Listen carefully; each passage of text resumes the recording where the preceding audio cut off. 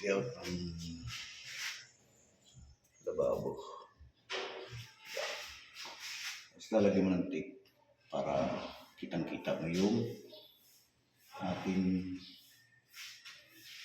guhit.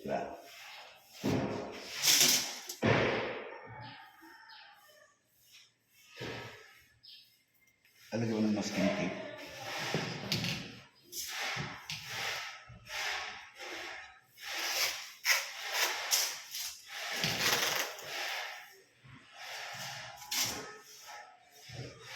Ganyan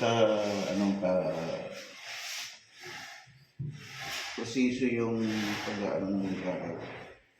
Maraming kailangan para maitama mo ng maayos yung ginagawa.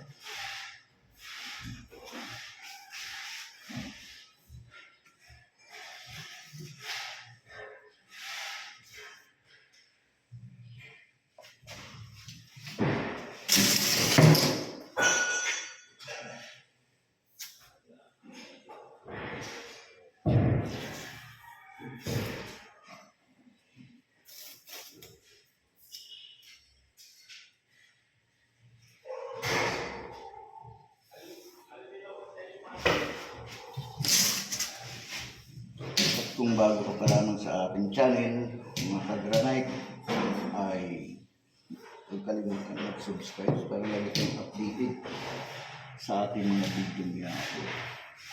So yun guys, ulitin na natin yun.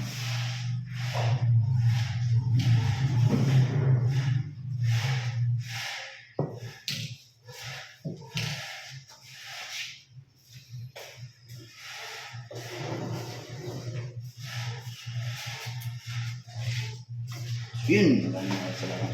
Ayan. Napakat na guys.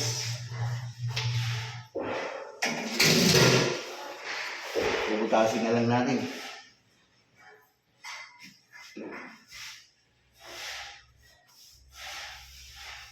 So yun guys, maraming salamat. I love you all and thank you. God bless po. Mga ka-granite, huwag kalimutan mag-subscribe para lagi kayong updated sa ating mga video ginagawa.